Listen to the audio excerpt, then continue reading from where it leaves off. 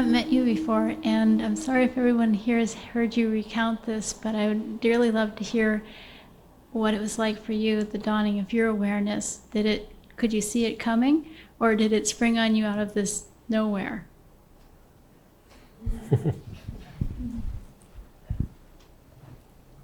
Is this too personal a question? No. So I was in Haridwar. I'll speak like this, a story. In Haridwar in April of 1990. And I was with my first meeting with my master, h.w.l. Poonja. And we were a small group of people at that time. Maybe there were 12 or 13 or 14. And we would meet in his little apartment on the Ganges, where he held satsang every morning.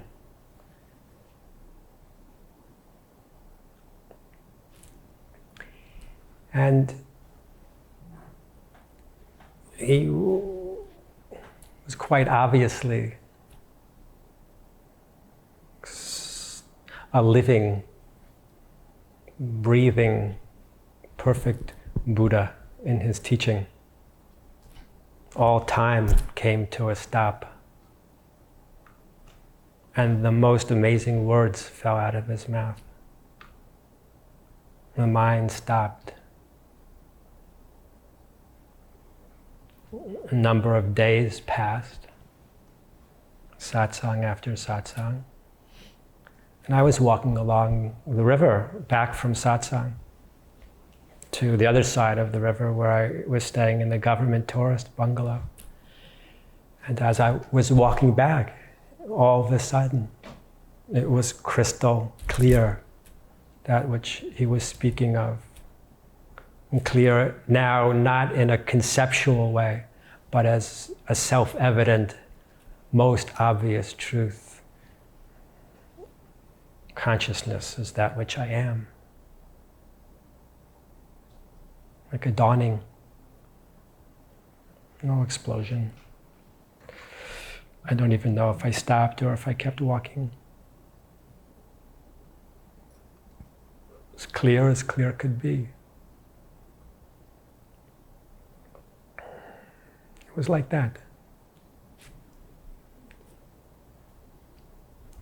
And in some ways, everything changed at that moment. And more essentially, nothing changed at all. I was as I've always been. It wasn't now something new. I didn't become. I recognized that which I always am, always have been.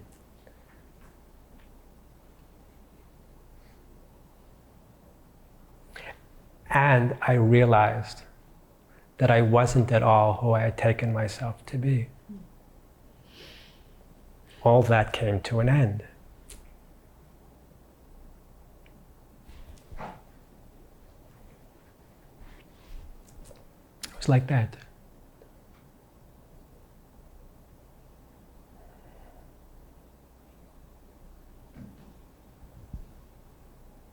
The master had said some things that seemed to be strike to the arrow hitting its mark.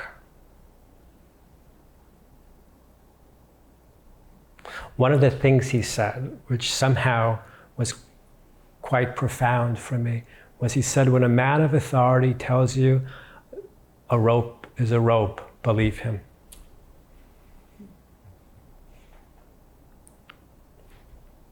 See, the master has a way, and he demonstrated this in Haridwar in April of 1990 so perfectly, a way of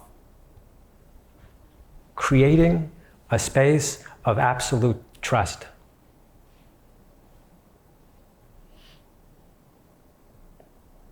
It was obvious that he was asking for nothing and ready, willing, and able to give everything.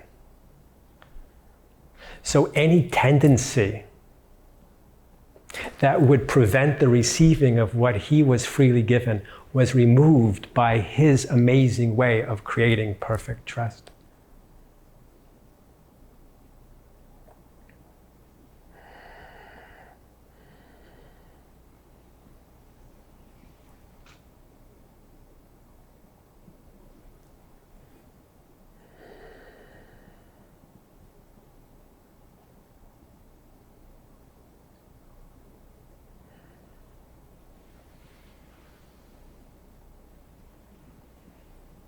He made it so very easy for those people sitting in that room. Gangaji was in that room. Howie Cohen, Vipassana teacher, was in that room. Joan Brown Natone, who was the Dharma heir of Jean Dunn, and the Nisargadatta lineage, was in that room.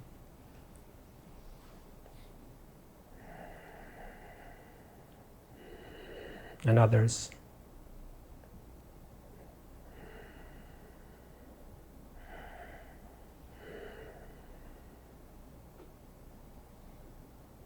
And everyone in that room fell so deeply in love with that being who was sitting before us.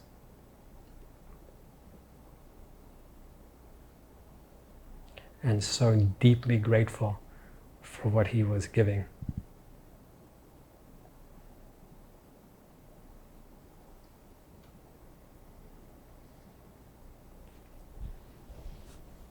And many people in that room's lives are a demonstration of that gratitude.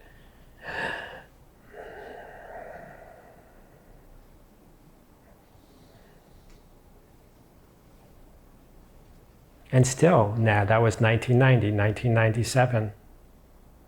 So still now the master, we could say, is 86. Aging body, definitely. And still now 4 days a week, meeting with a room full of people in satsang in Lucknow.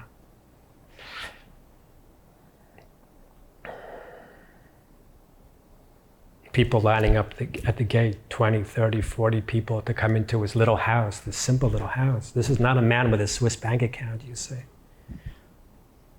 It's a man whose very life exemplifies simplicity.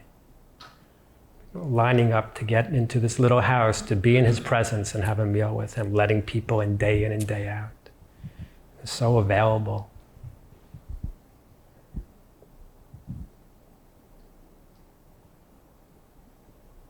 To be in his presence is a miracle.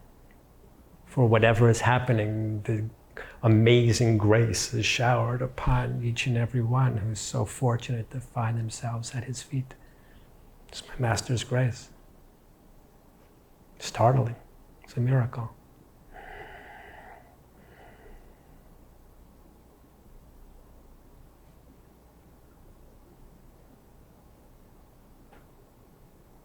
Thank you for satsang.